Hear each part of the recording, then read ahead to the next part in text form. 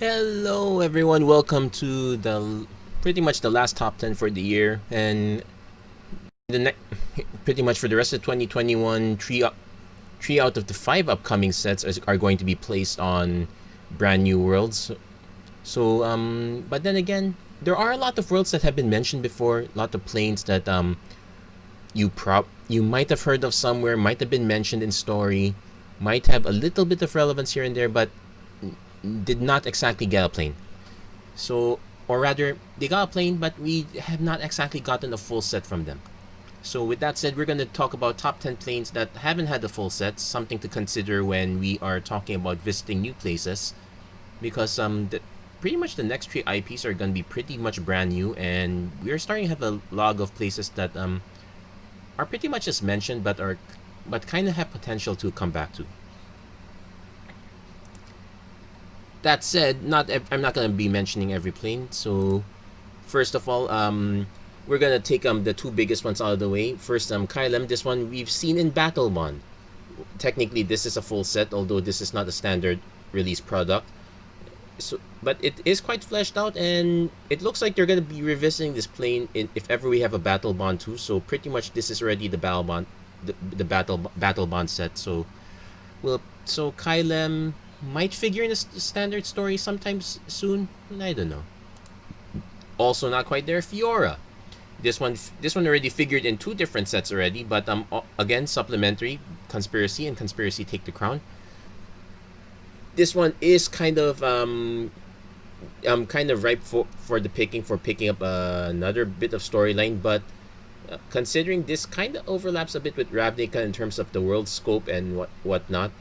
Also, this really pretty much fits its own place. So that one's not gonna be quite there for the list. This one's actually a bit of a surprise. Chandelar was originally gonna be my number 1 slot, but then again, a little extra research and then it turns out Chandelar has been quite well represented, sort of. Basically, this was the plane where M15 figured most of its cards in. As in, the majority of the new cards are set in Chandelar. It's flavored based on Chandelar text and locations and whatnot. This would have been actually very interesting. This one was actually quite relevant to the story in some cases. Liliana and her escapades with the chain veil. Pretty much a good chunk of it took place in Chandelar. We get introduced to a set of creatures called the Onake. So we get that from here as well. So that's probably why I'm not going to quite mention it. Also not going to be mentioned here are some planes that have already been supplanted by other named planes. For example, if you pay attention to a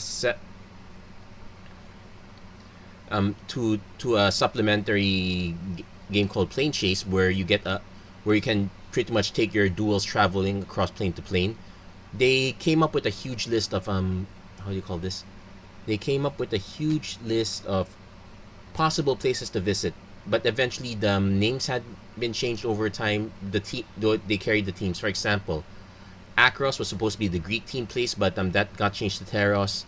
There's a place called Mongseng that was some very highland style team. That one got changed to Tarkir.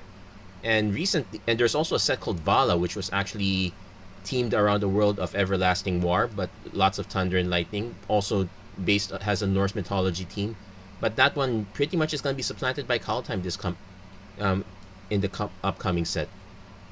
So, but that said, there are still other planes that are pretty unique, more or less, and have had stories take place in them. So we will go over those.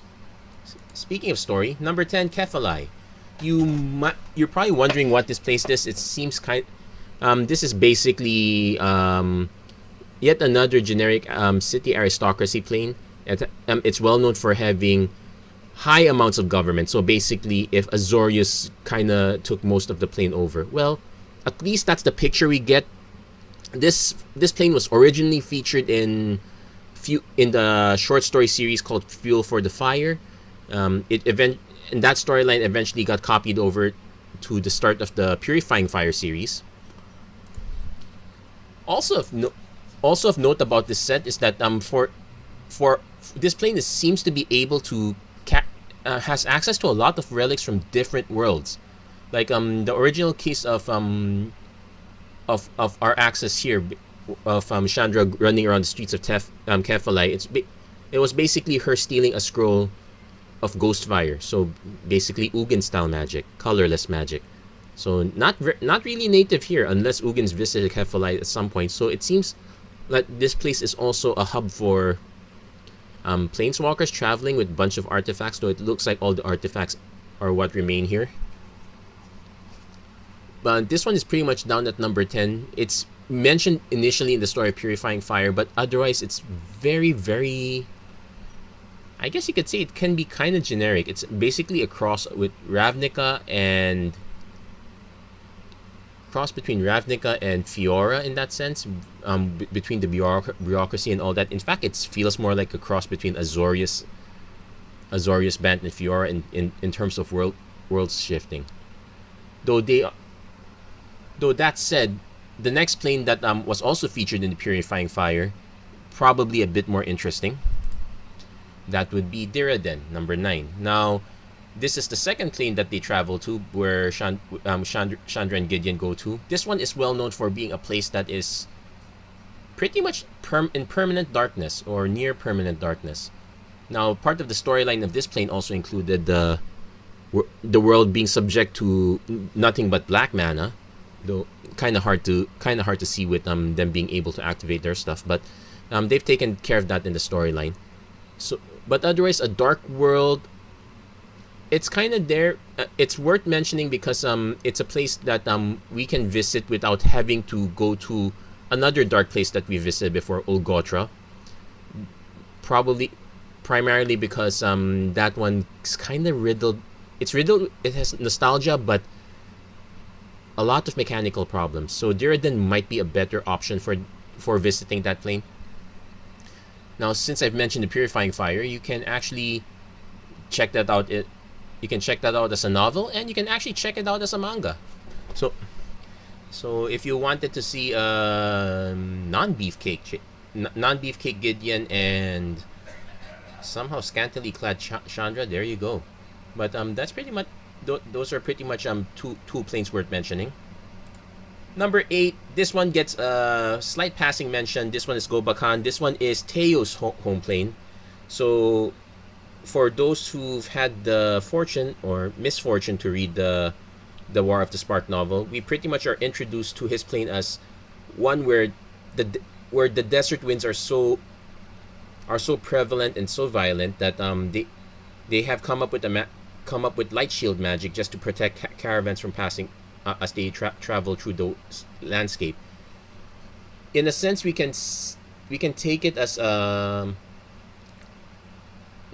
non-nickel bolas aligned Amonkhet based on the original description, but it could also just be but from the initial description, it could just basically be a world where there's quite a bit of conflict with the natural landscape. Not exactly like the adventure world we're in with Zendikar, but it could be another interesting take. Also, also not so sure how much Teo is gonna figure out in future sets, but he has figured quite a bit in story already, so might be an interesting take. Definitely more interesting than Basriket at this point, but we'll see. But this one's this one's a little bit lower in the list. In fact, Diraden could probably be slightly higher than this. But that's number 8. Number 7, a plane called Wildfire. What kind of plane is this, you might ask? Well, this is not Russia on Fire plane. This is basically the plane of it's actually I wouldn't exactly call it an Arabian style plane, but it's really it's flavored as the plane where it's the home of all the jinns, the Efreets. It's most of the pictures we have so far are based on fire, but not all of it. But it's basically the home. Basically, all of these summoned jinns and Efreets and genies, they're all taken from. They all come from this plane. So not exactly much mechanically to say. This is pretty much one of 2 fire team planes we're gonna talk about. But it's But that's actually very interesting in that sense. However, I would say that number 6, Regatta, is more likely to be the fire team plane we'll visit. This one is more fire team because of the people in it. So far, that last plane we've only known about non-humans. We don't know much about civilization on that plane, although it seems to be a bit flavored around kind of Arabian Night style without having to go to Rabaya. But here, Regatta, this one is probably more prominent as a plane of... It's prominent as an elemental team plane. It's elementals and really wild monsters also, but it's not completely all about fire. Again, from the story Purifying Fire, there are conflicts. There are conflicts between the people of Carol Keep and other neighboring areas. But otherwise, this could be also another candidate for really violent territory here, and pretty much it's a good place for like I guess a surprise. Pretty much pure magic team plane. Basically, we can go out with like elemental magic team. Like it's really focused on the magic in a sense.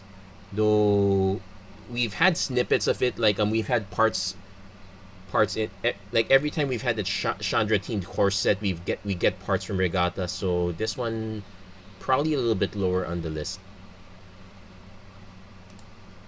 Number 5, this one complete opposite. This one's Iquanta. Now this is not exactly underwater, and in fact what we're seeing right now is all above water.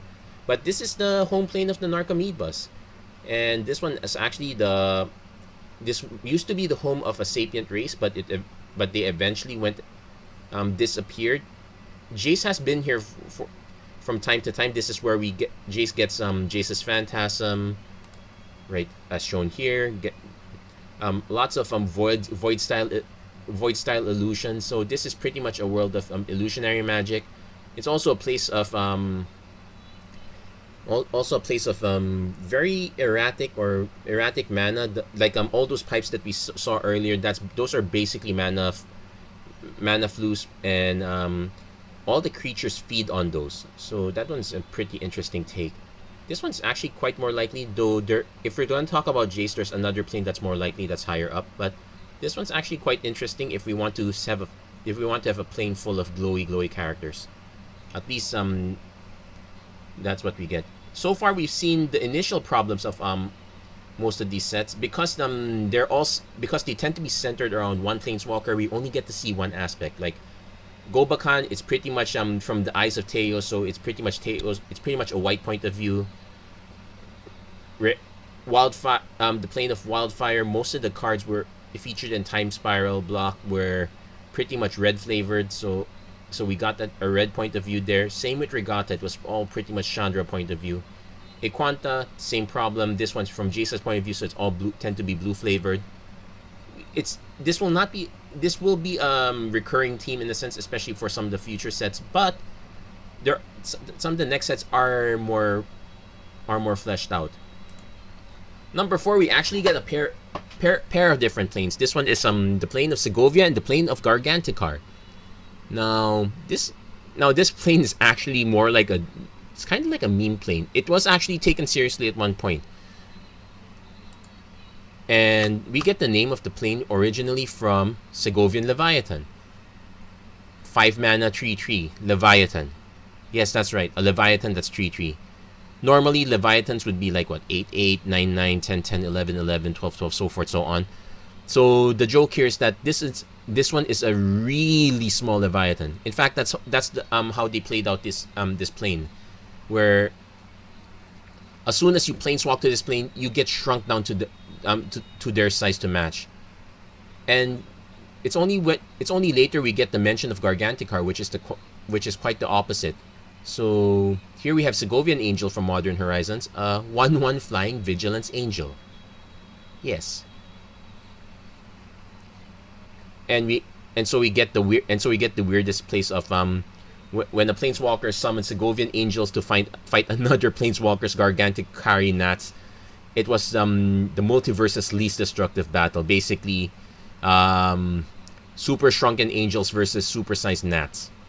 It was very weird in that sense. But But it gives us a weird thought of like we can visit a plane where everything seems to be everything is super small, or versus a plane where everything's super size. And if somehow there was a bridge between the two worlds, kind of like Gulliver's Travels, we might have something here. But that said, this one is a very hard one to build up. Like it's very interesting so far. What we know about the place is that it's quite well developed. They're well known for their chariot racing. But otherwise, unless somehow someone planeswalks over to the place and does not get shrunken down to size, maybe we have something. So there we go, number 4, Segovia and Garganticar. Very weird, but that's part of the old history we got. Number 3, Plane of Mountains and Seas. Technically, this one did not get a full set. It got 2 Planeswalker decks. This one was from the Global series. Series that apparently not exactly going to continue. It's a kind of bit misnamed, but basically this was the entry into the Chinese market. If we were to take the name of the plane from its native Chinese, it's called Huangjing, but I might be butchering the pronunciation a bit.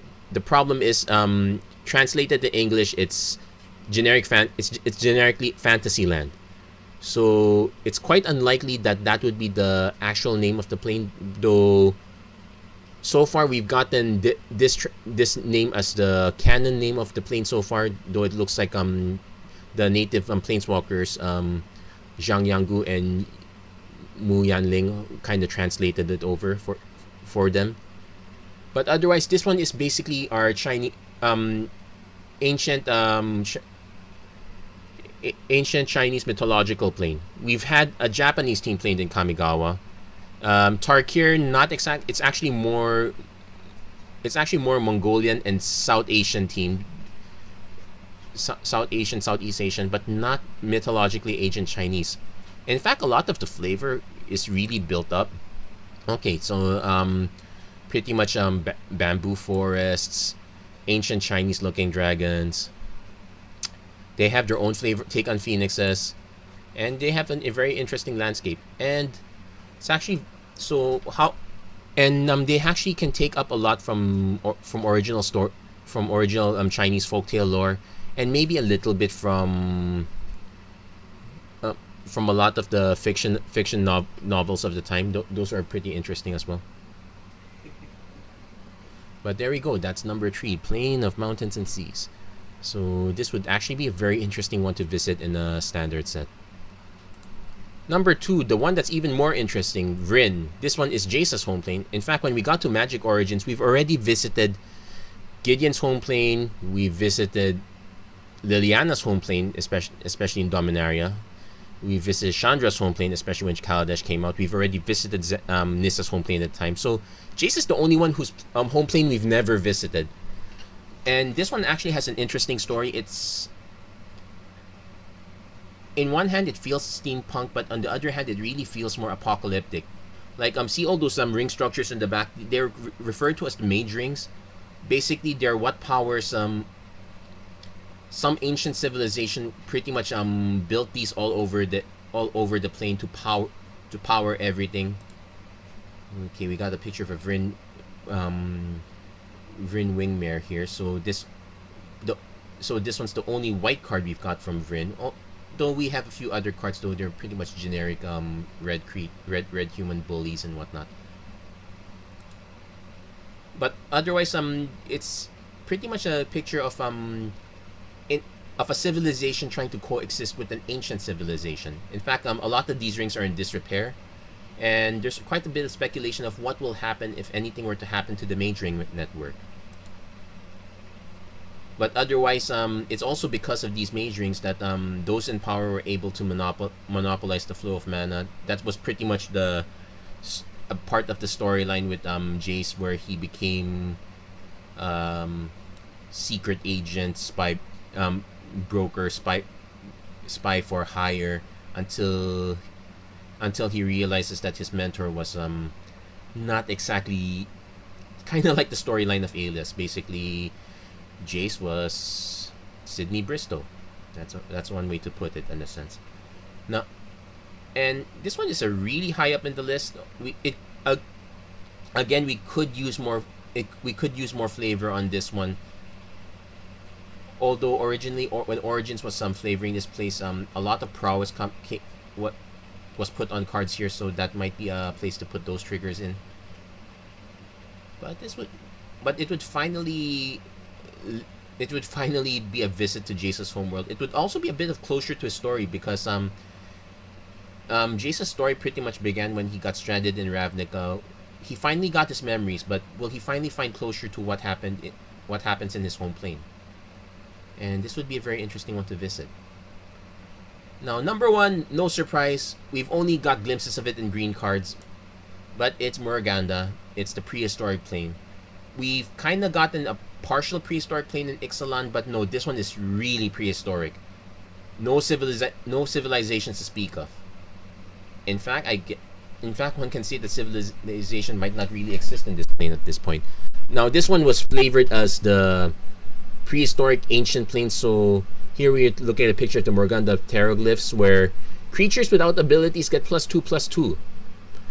So I guess you can call it vanilla world or sort of vanilla world.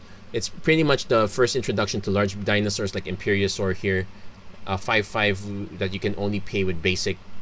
So it's not just prehistoric no abilities, but also basic lands matters. So that one was very interesting.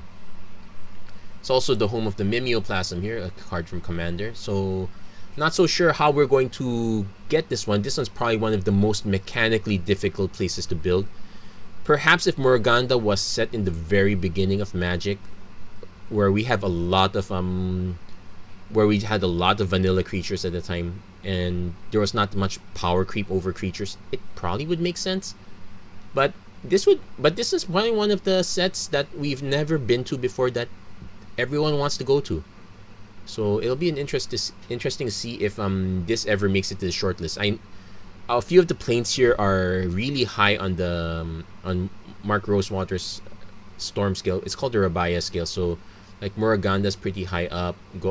Gobakhan is pretty high. When I say pretty high, it's close to impossible because of multiple difficulties. And some of the planes seem to have quite a bit of overlap. So making something mechanically distinct about the plane is gonna be be very difficult unless we get more stories around the place, or unless they make a concerted effort to build around it. But that's a look. We have plenty of other planes that are mentioned in plane chase cards that did not make it on the list because very scant mention. There's a North African team plane that made it to Arch Enemy. But there you go. This is my top 10 for now. I wonder if there are any planes that you've heard of before that sounded interesting. Like what would you think? What do you think of these? Like, do these planes have a shot, or are we better off looking for new ground? Do let me know in the comments. Please like, share, and subscribe. Turn on notifications and whatnot. And as always, thank you very much for watching. I hope to see you guys again next time. Take care. God bless. Stay safe wherever you are. May you have a great year this coming 2021. Good day.